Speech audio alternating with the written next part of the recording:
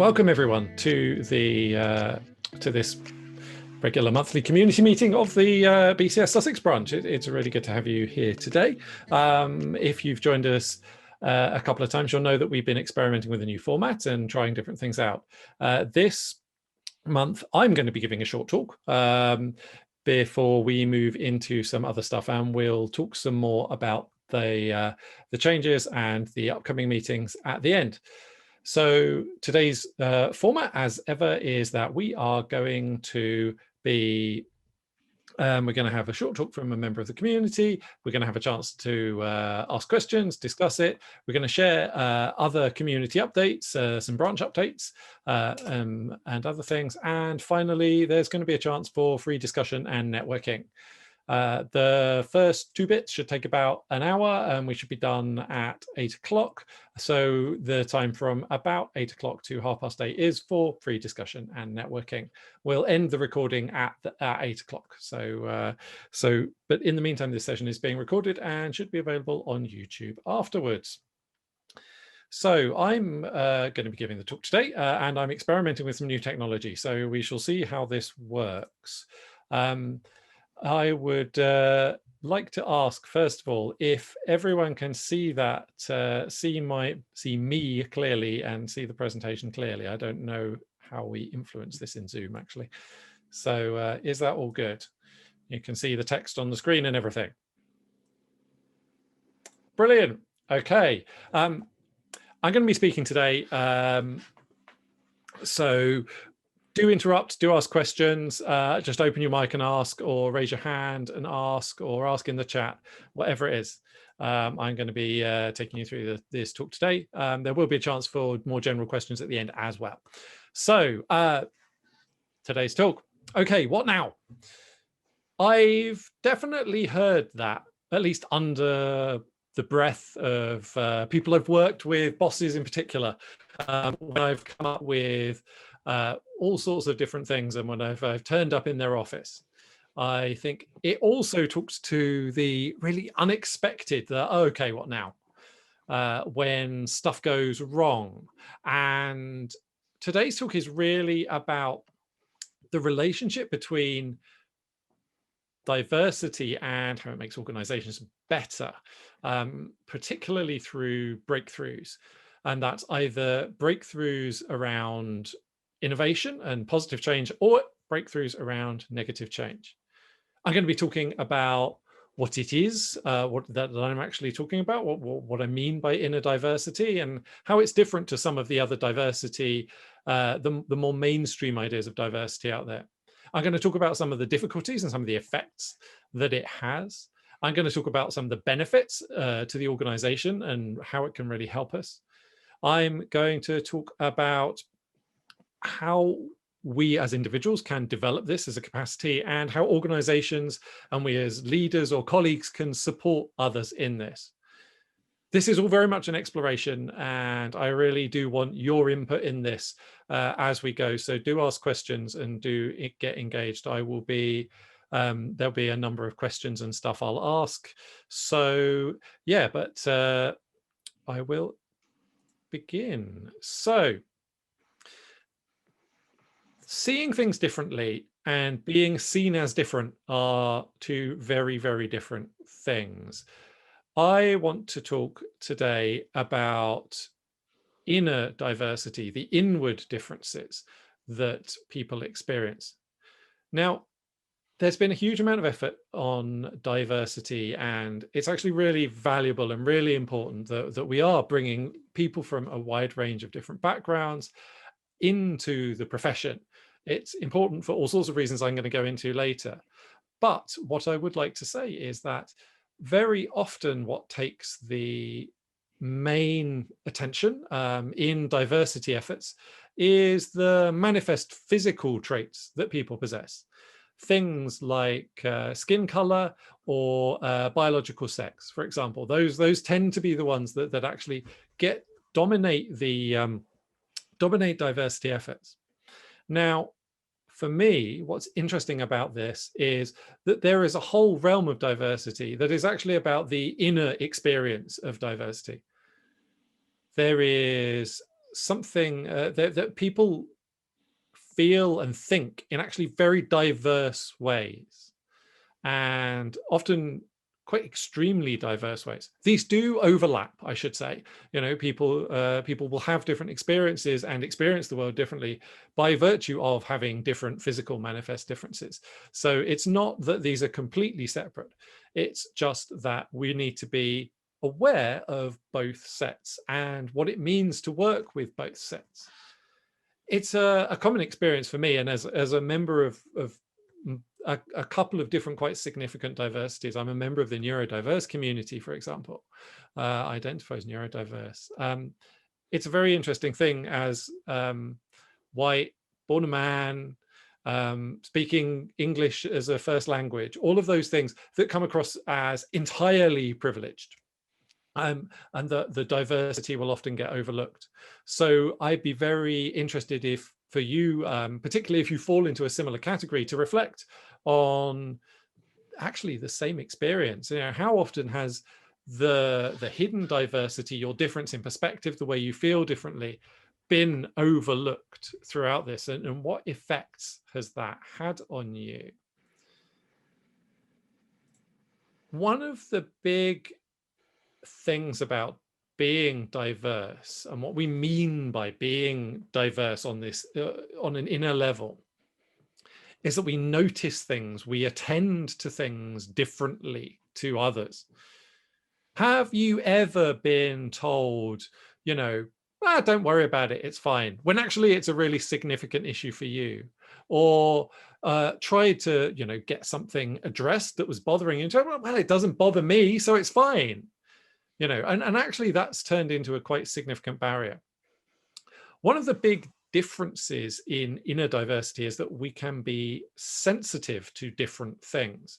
We think about sensing primarily in the kind of 5 simple senses that we learn at school, but there are about, depending on which papers you believe, there are probably about 25 different root senses.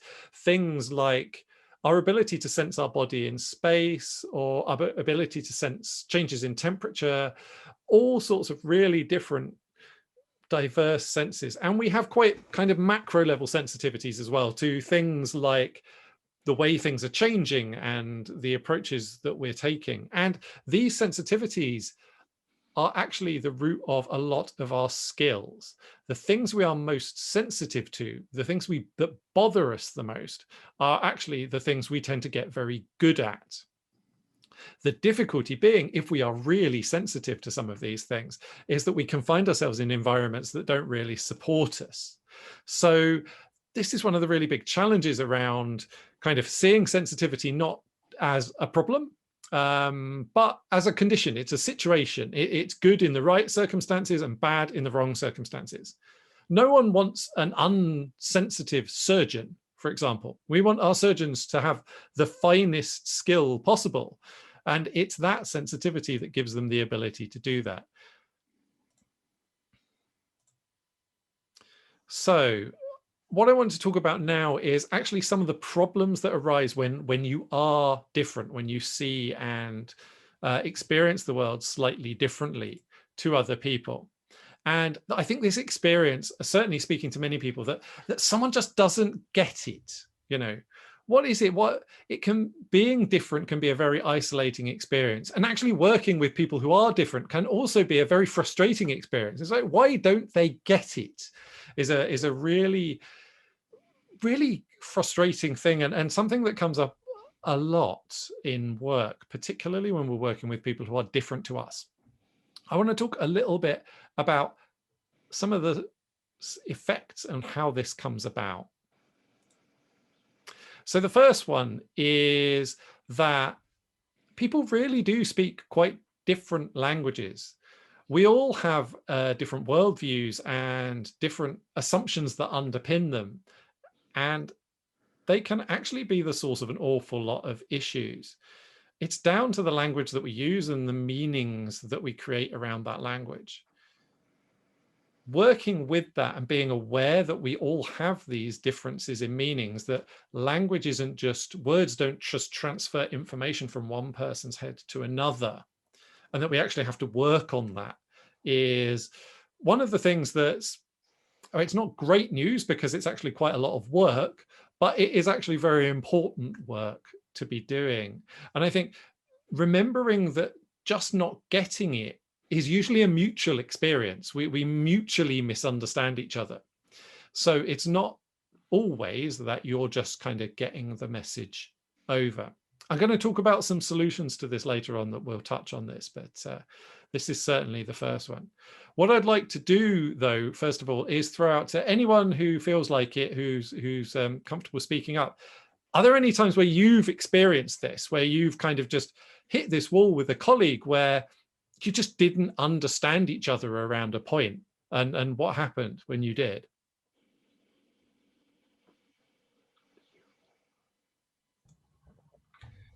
Since no one else is talking, Matthew, I think I'll take it. Thank you.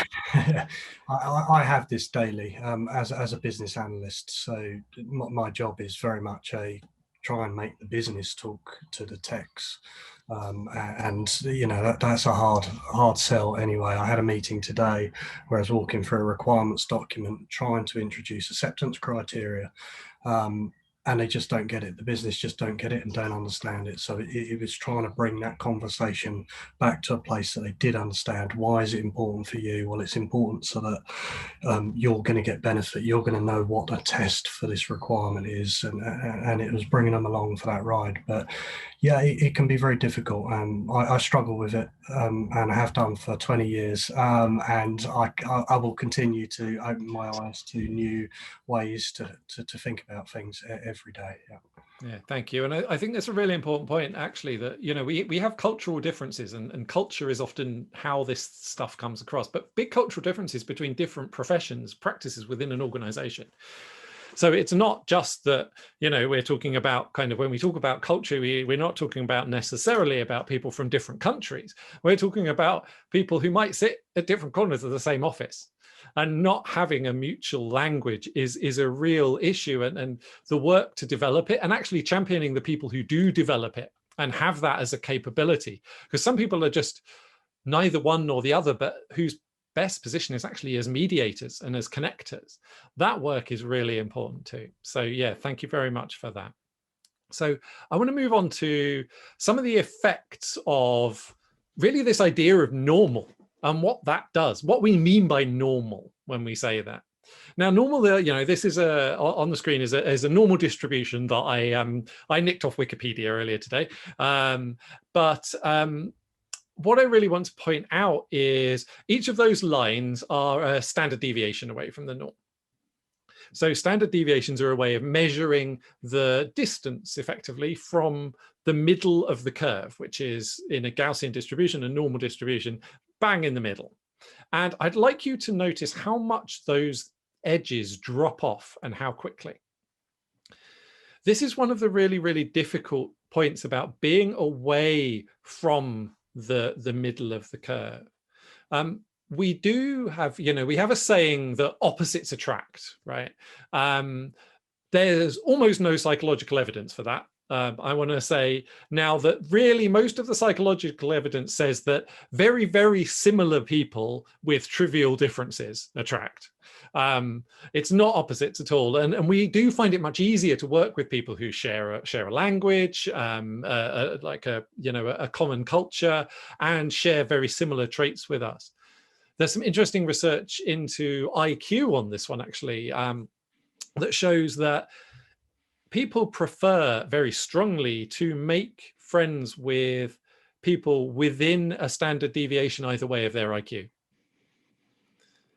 And we can extrapolate that to some other traits as well. But I want to draw your attention to what that means if you're one of the outliers versus if you're in the middle of the curve. If you're in the middle of the curve, you've got 34.1% and 34.1%. So you've got, you know, nearly 70% of people within a standard deviation of you, so who you can relate to easily. If you're a couple of standard deviations from the norm, that's down to 15% either way of the norm. And this is just one trait. So it really does it really can be a very isolating experience being different from the norm. And that can actually has all sorts of difficult effects. So like being able to work with that, knowing that's a thing is really important. So what I want to talk about briefly is now some of the benefits of doing this, because I do really want to get this to the discussion point. So I'm going to travel through this quickly. There are really quite significant benefits to difference in an organization. The perspective it offers is really, really important. And perhaps more important, or just as importantly, is the resilience that it gains us. Now, there's a very common saying that what we don't know can't hurt us. That isn't true. The more we can sense and understand things, and the more perspective that we have on complex issues, the more we can avoid the things we don't want. This is also true with sensitivity.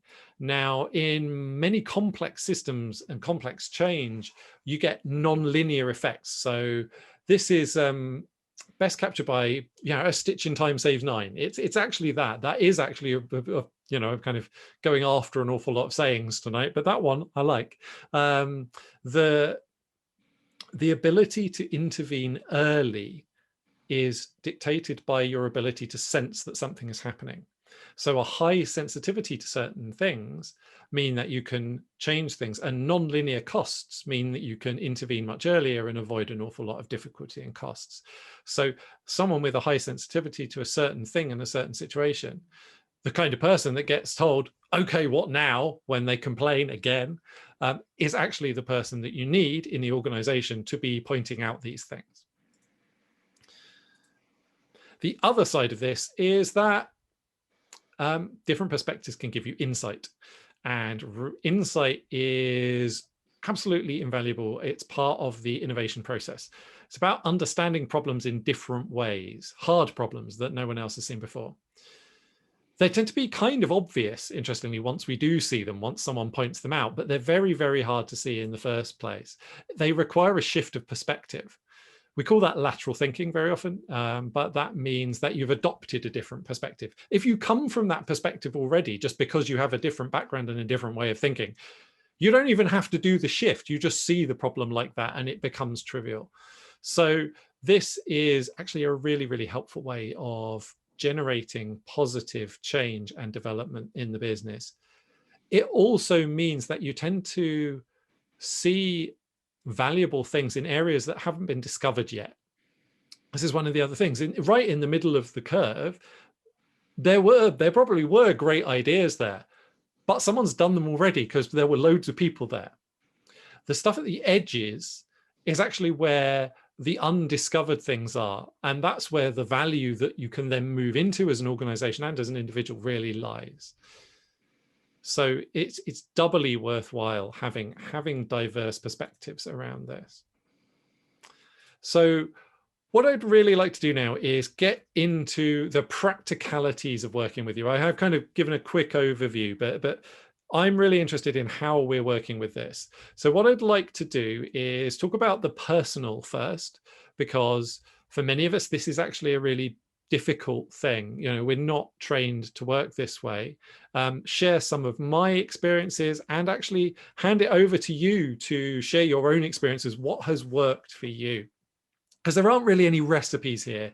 This is about having a whole load of tools and a whole load of approaches that may or may not work for individuals. So the first one of these is look for allies. And allies can come in unexpected places, but where is there overlap? Where have you got common need? Where are the people in the organization that are bothered by the same things you are? They might be in a different department. They might be, they might be in a completely different department actually, but they're usually a department that's more in the direction that you think than the people that you spend a lot of time around. So it's worth really seeking out allies and mentors, senior people in the organization, because you will be challenging things, and there are quite strong responses sometimes, and having support is really important, and simply having someone to bounce ideas off is really important. Next is playing to your strengths. We kind of get taught by schooling and by quite a lot of organizational development that The right way to progress is to mitigate our weakness, when a lot of the evidence is that that's only true up to a very small point. Really, what you want to do is develop your strengths, your natural strengths, and the ones that arise, because the payoff for the time you spend on those is much greater. If you try and deal with just your weaknesses, you will at best reach mediocrity in those spaces, which is okay. But if you develop your strengths, you can make them really big strengths. The next one of these is find your fit. Find where you fit in. We don't all fit in every organization. We need to find a niche. Where we're different, we don't have those niches laid out for us necessarily. If you're kind of, I was going to say fortunate, if you are conventional in your experience and the way that you think and the way that you feel and your background, you'll find that there are probably fairly good pathways through that will give you actually a place that fits for you and tell you what that is. You've kind of got this nice linear way through, this pathway through. If you are significantly different, if you're an outlier in any significant way, what you'll find is that those don't fit you very well, probably, and that you have to experiment and develop that and maybe carve that out over time for yourself. The next one of these is expressing yourself and not explaining yourself, or not feeling the need to explain yourself all the time. And they're two related things. So skillful self-expression is a huge talent that's worth practicing. And I don't necessarily mean speaking to camera if that's not one of your strengths, but it's about finding a way that you can express yourself clearly and get your message across well. That might be in terms of diagrams and visual representation. That might be in terms of writing. It might be in all sorts of ways, but it is really important about doing that. And it is also important not to necessarily feel the need to explain everything in other people's terms all the time fully. You can say it, and if people ask questions, brilliant. But you don't have to explain yourself, because that's often a habit we pick up when we are different, that we need to kind of almost self-justification habit, and it gets in the way because it makes us unclear. So finally, this is all really difficult. It's a case of practice. Give yourself time and give yourself space and try stuff out. And if it doesn't work first time, that's okay. So that is one of the most important things about this whole thing, is really try it out, try different approaches. If they don't work for you, that's fine too. Not all of this will work for everyone. But the important thing is to get the ones that feel good, try the ones that are interesting, and follow that energy, follow that interest as much as anything else. Use that as the first test. Is this interesting? Does this seem like a good idea? Do that. What I would really like to do now is hand over to you as an audience for if there are anything else in this space for your own personal stuff that has worked really well for you, or any questions or any challenges or any comments on these approaches so far.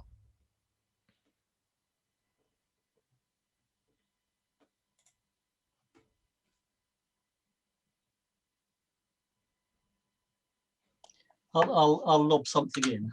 Thank you. If I may. It's David. I was using my wife's picture there, so I'm David. I'm very stimulated by this. So I'm coming fundamentally from a point of view of diversity is good. I really believe in that. But I just want to give the sort of the counter, or the boundaries of that, because diversity in itself isn't always good. And if you are a diverse thinker, there needs to be two fundamentals that surround that. Firstly, you have to believe in the objectives of the organization you're in. If, for example, it's a 100-meter race and your diverse thinking is we should be doing the javelin, don't keep on being in that 100-meter race. So not all organizations, if you don't agree fundamentally with the organization, be aware. The second key point is the skill of the leadership. Some leaders will encourage diversity. They'll understand that difference. They'll grow that. They'll understand it. They'll incorporate. Some leaders won't. So if you are a diverse thinker and you're in a leadership group that doesn't appreciate diverse thinkers, that's going to be a point of stress and possibly even a place you can't survive. So as I say, coming back to the beginning, I thoroughly think of diverse thinking is absolutely brilliant, but do be aware of those two boundaries. That's brilliant. Thank you very much. Yeah, I'm going to talk about leadership and context in a second, and move on to some tips for people who are in that situation and who have some organizational power around this. And I completely agree. And I think, again, I reiterate the importance of fit. For me, it's not really, being diverse is not morally good or morally bad. It's a question of finding a good fit. And many of us who are different can experience, I want to avoid the kind of toxic positivity actually around this as well, that says that it's just all good, because it isn't. Actually, some of it's downright hard and downright horrible. But it's about working to make the most of it, because we can't always change. We work with what we can change, and focusing on moving towards the good, but knowing that there's bad is for me is the way that I like to approach it personally. Is there anything else anyone would like to add, or would you like to add any more to that?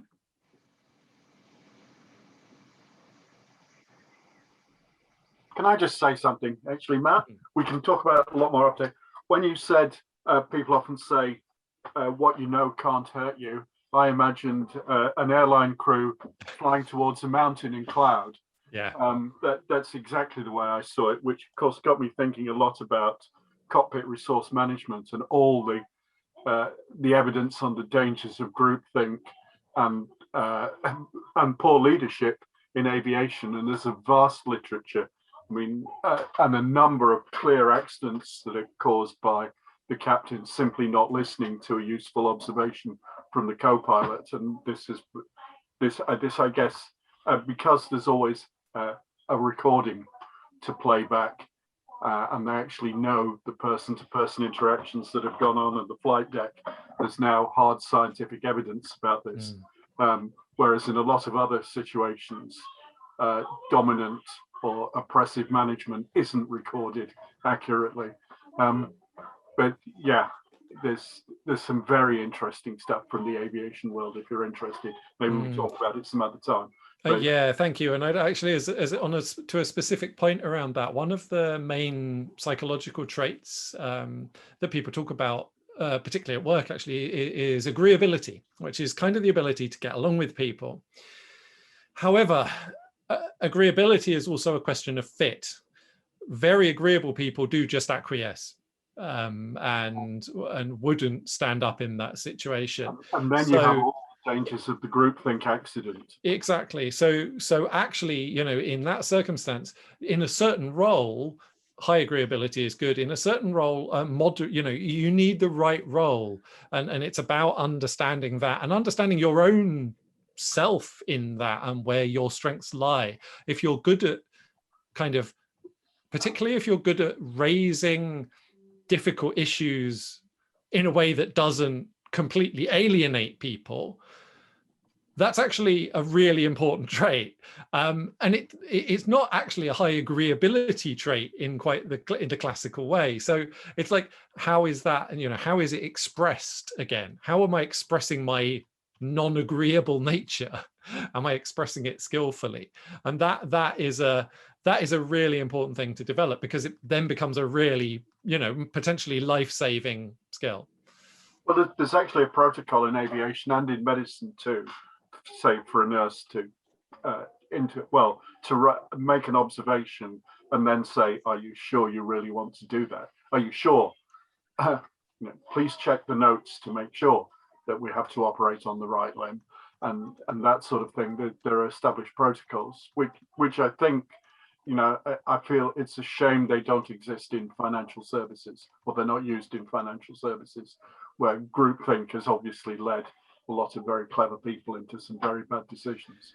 Absolutely. So what I'd like to do now, and thank you for the questions and the comments, Camilla, I'd like to take that point in more detail, but because I'm aware of time, I would like to kind of wrap this bit first, and perhaps we can do that in the free discussion, or if we have some time at the end, because yes, I do have some tips, but they are not short. There's not a quick pithy explanation.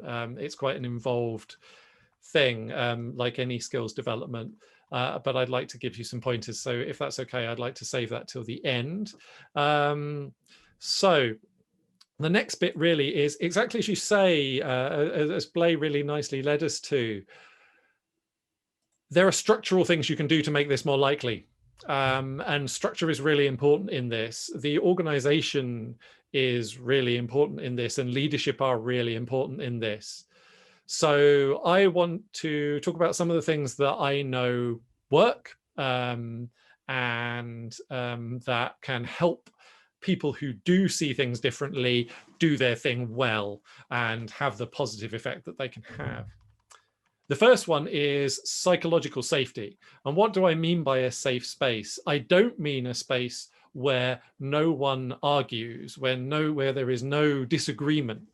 What I mean is a safe space where it is safe for everyone to disagree, and where it is safe to be wrong. That is really, really important, because, and it cuts both ways, because very often someone with new perspective will challenge a very dearly held belief of leadership or the organization, or like the collective belief of the organization. If they can't be wrong either, then they can't change their mind. And that is a really real problem. So it's really about creating safe situations where it's okay to be wrong and okay to fail sometimes. The next one is that there aren't any cookie cutter answers to this. This is not something we are talking about complex problems, complex issues and emergence here, and very simple solutions and are not going to work regardless of what those people selling them to you will tell you. It's really important to apply an appropriate response to the individual situation and to the individual themselves, rather than saying, okay, there's this type of person and we deal with them this way. It's a very dangerous thing to assume that we know all the answers around someone's difference and how they experience the world. And relatedly, we really need to make an effort to hear people, not just listen to them, but hear them in their own terms. Those of us who are genuinely different in some way will usually be used to and naturally making a huge effort to explain ourselves in other people's terms. Many of us actually exhaust ourselves doing it. It's to the point that I was talking to earlier about self-justification.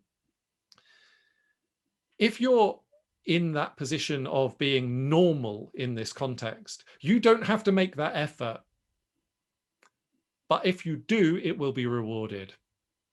So understand that other people are already making the effort to be understood, and that there is work to be done for the whole organization to understand people in their own terms. The next bit is show, don't tell these changes. Live them. They're embodied and they need to be modeled.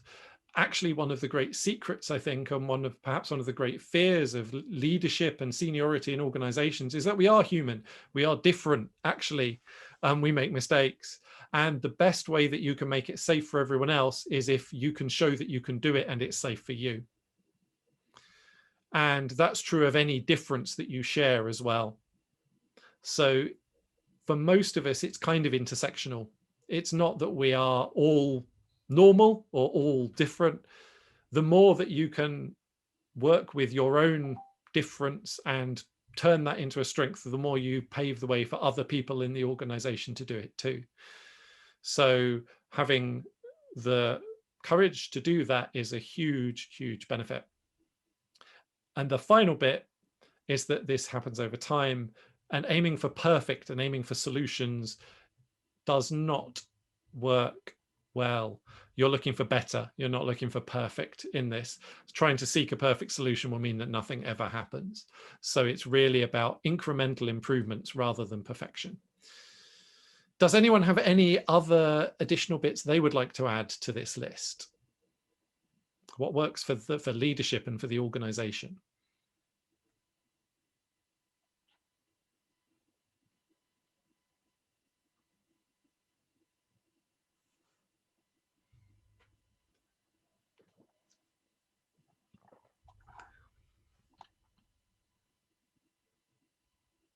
Or any questions or any comments or anything?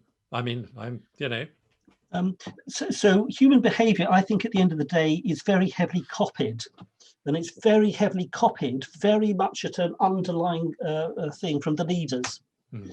So again, a bit sort of going back to my previous point, if you are a diverse thinker, find the soil that works for you.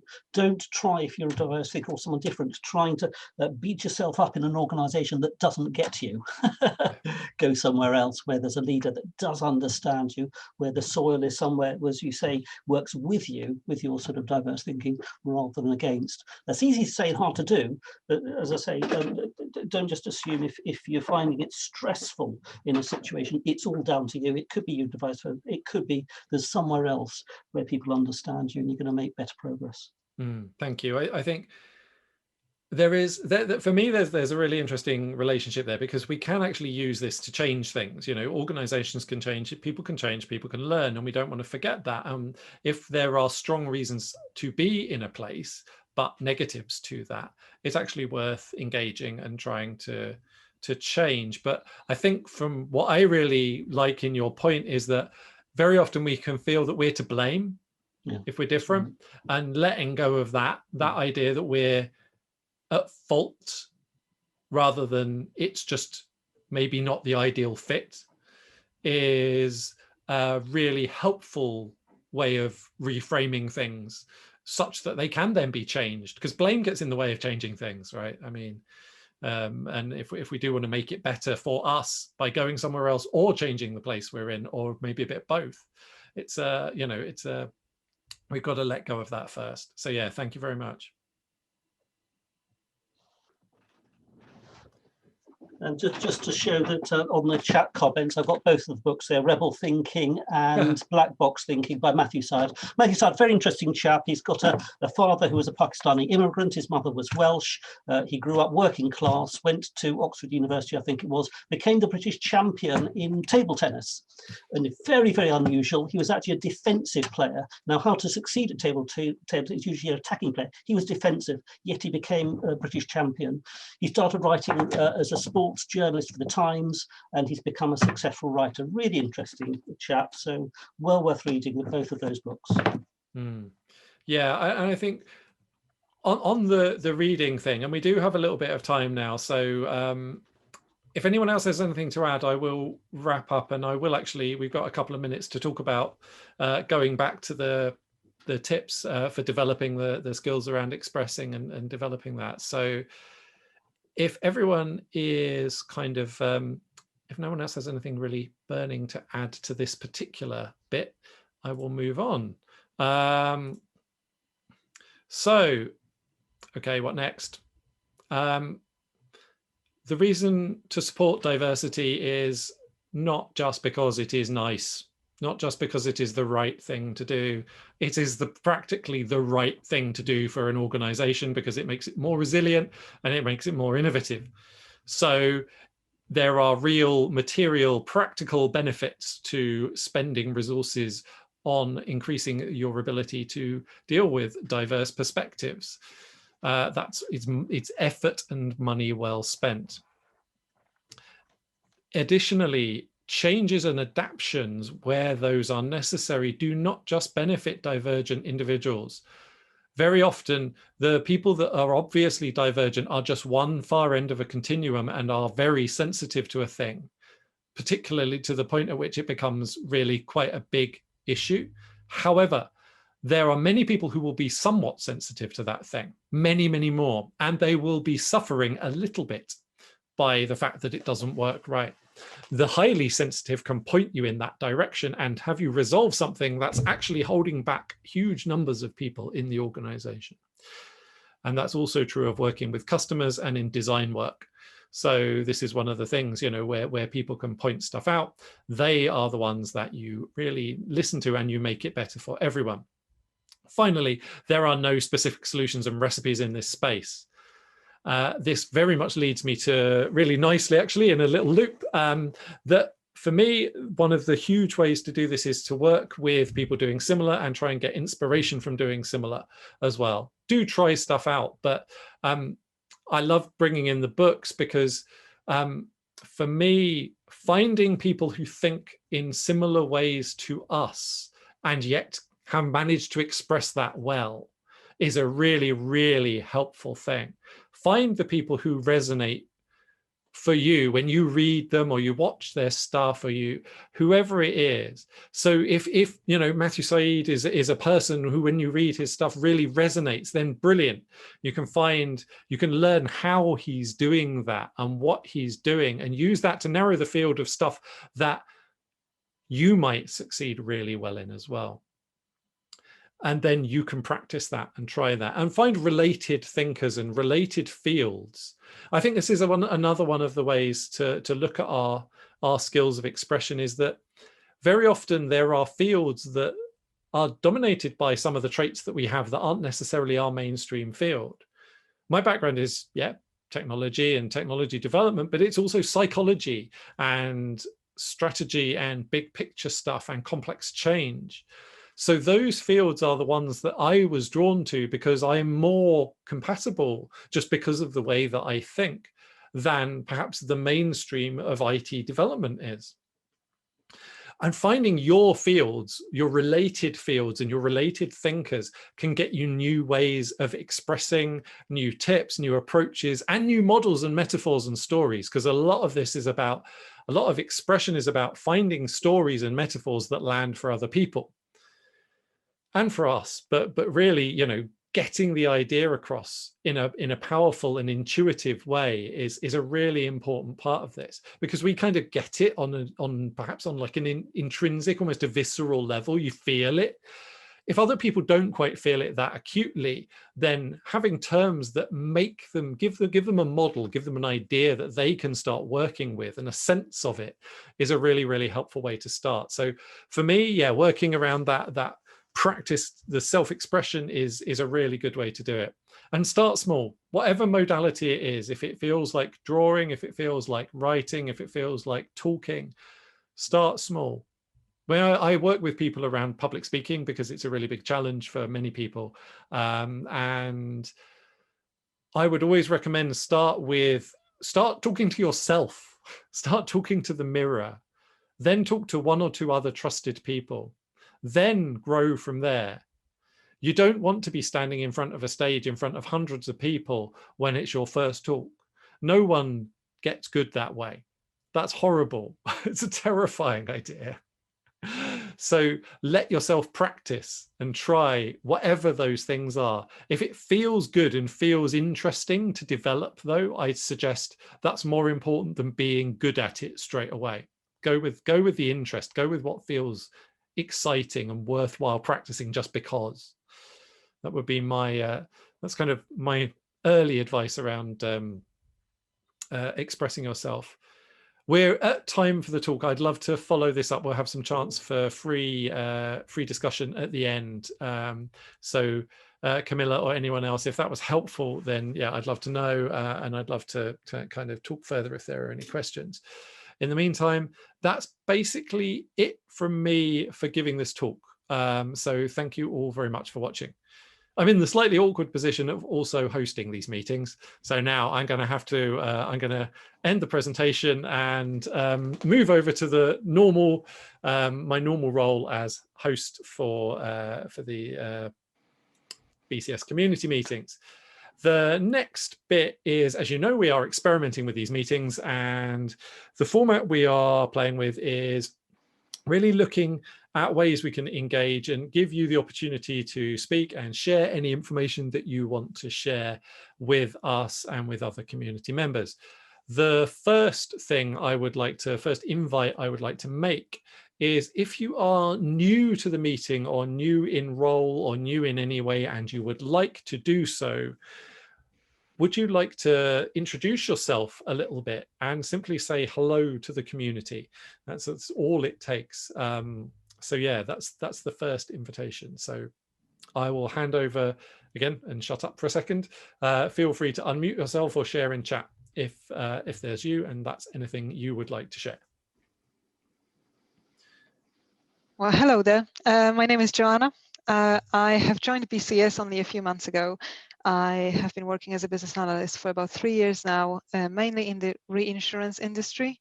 So I absolutely love that that market. And to be honest, what you were talking about today really resonated with me, because I really feel like I found my place because the market is just so that branch of market is just so international. I usually work with people from all around the world every day, and I really enjoy that. I really like working in a kind of a very diverse groups, but at the same time it comes at a cost. And as you were mentioning, those difficult conversations, yes, there's different types of ways how we communicate. I work closely with developers that are based in Eastern Europe, and they're very sometimes come across as very let's say impolite even.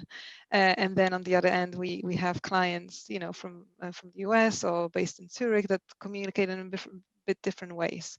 So it's really interesting to see how that really affects some people. And I know when I first moved to the UK, I'm originally from Poland.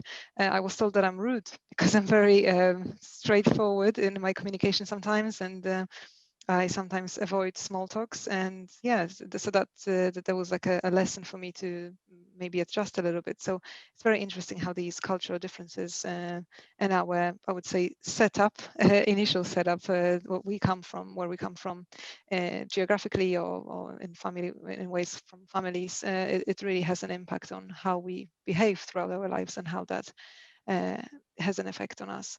So yeah, and so that's a brief response to your great presentation. Thank you so much for that. In terms of BCS, I have volunteered to cooperate with universities, and you shall hear more about that on our next meeting.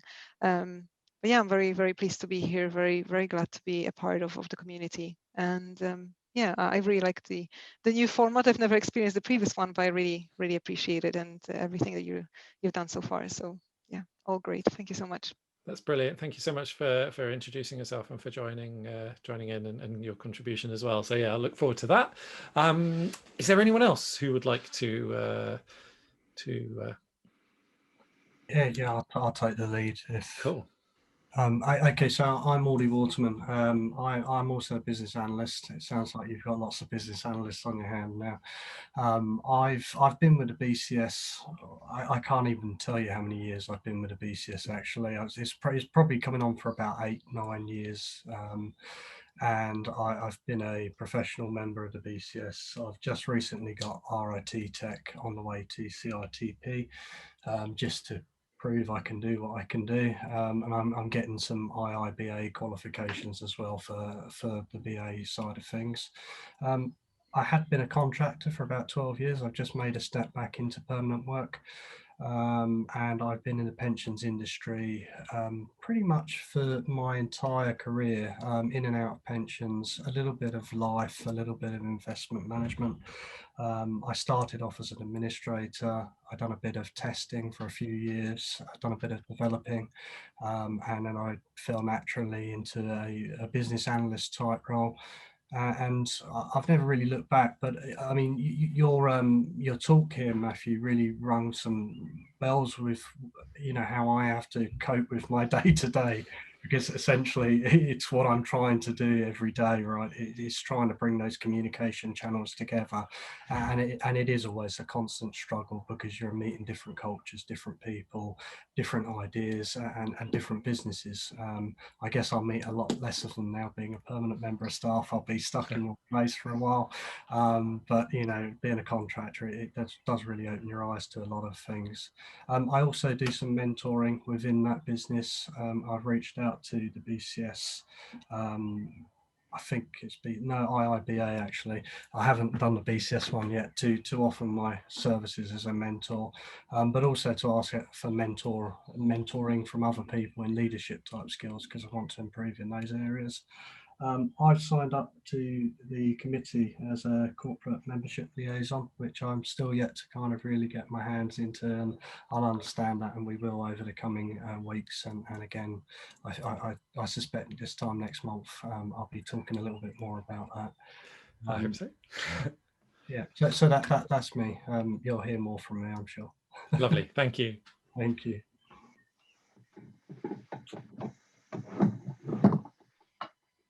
Thank you for the interesting talk today, and especially the pointers on the books which can be followed up. And I am working in the SME in Guildford, and we are doing some research related to University of Surrey. And I moved to UK last year, and previously for about 15 years I was working in Japan as a technical architect in the automotive domain. So as I have moved here, I thought it would be good to connect with like-minded people. So hope to see you, some of you around at least in the coming few months. Thank you. Great, thank you very much.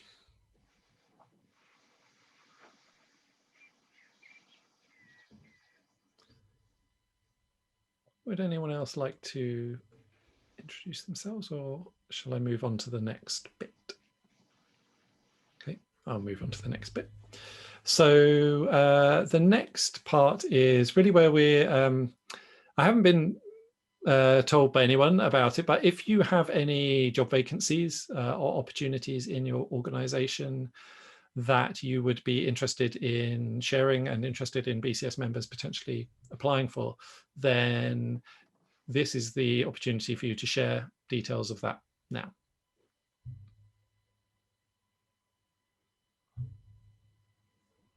If there isn't anything, just be aware that this is an offer, this is a possibility. So you can do, again, in future, we would really like to start connecting organizations with BCS members as much as possible. So that's definitely something to consider for the future. Finally, the next thing is, if you have any kind of offers, any content, or any things like, and I think already, you know, the offer of potential mentoring and the ask for mentoring, I think that's a great example of the kind of thing that you would like to share with the community. Perhaps you've written a book, perhaps you've, you know, or you've anything that you would like that you think might be useful to the community, that you're welcome to share now. I guess I'll voice my opinion on it as well. So and the offer of mentoring, or if anyone wants to mentor me in terms of leadership, great, I'll take it. But in addition to that, in the work that I do, it's not published, but I write some guides and some pointers. So again, if anyone wants to kind of hear more about those, I can pass those across. They may not be that great. They're not publishable as yet, but it's just some tips and guides I give to people that I talk to on a daily basis. Lovely, thank you.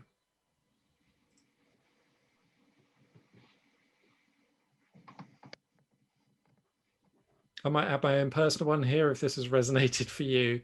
I'm in the process of working on a community which will be online and probably in-person events specifically around doing things differently and what it is, the kind of personal journey on this. So very, very different to the BCS, not technology specific, but with a technology element, called Divergent Pathfinders.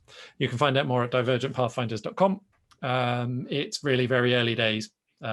There's literally just a sign up in a Discord channel whilst we work out how it's going to work. If you're a member, particularly of the neurodiverse community, that's probably going to be of interest to you. So yeah, that's some work. And also similarly, if you are a member of the neurodiverse community, I am going to be doing quite a lot of work around adult ADHD diagnosis with a local charity very soon. So if that is an issue for you, as I think a lot of people have during lockdown have realized that they were struggling perhaps more than they might have, and that has precipitated a lot of searching, which is a good thing. So hopefully, if that is of interest to you, then do get in touch with me and I'll send you details. Otherwise, if that's all of the offers, then all that remains is me to say that next month we are taking place on, and I haven't written it down, so I'll need someone. What's the date next month? Someone for the date next month is the 9th of June. Fantastic. It's always, so everybody gets it. It's always the second Wednesday evening of the month, other than we don't meet in August and September. Yeah.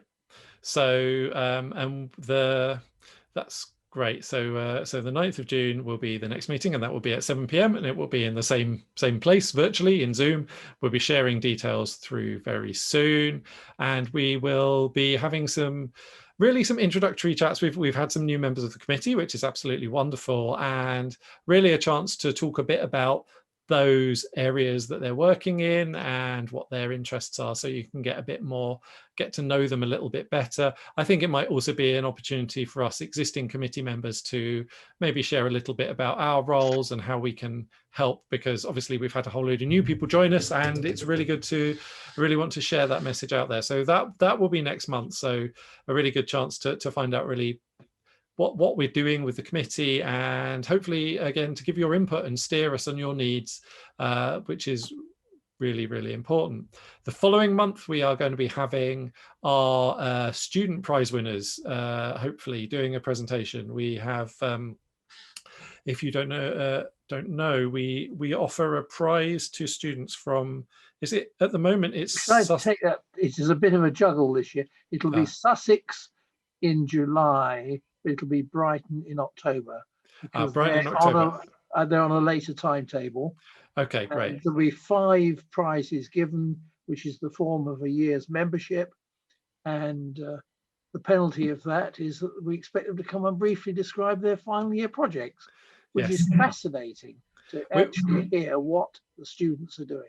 We've had some amazing presentations before, really fascinating and very, very diverse approaches. Some around design and some around, I think it was one around quantum computing, wasn't there? There was some really, we've had all sorts of really interesting ones, VR and yeah, great presentations. So I do really do recommend, if you can, coming along to those. They're quite inspiring, or I've certainly found them quite inspiring in the past. So really do recommend that.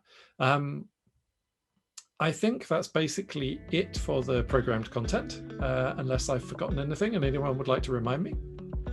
I think the only thing I want to do, obviously, Matthew, is to thank you for speaking with us tonight. A most interesting and fascinating subject.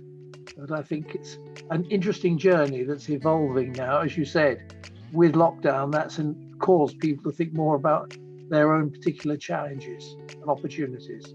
Absolutely. Thank you very much.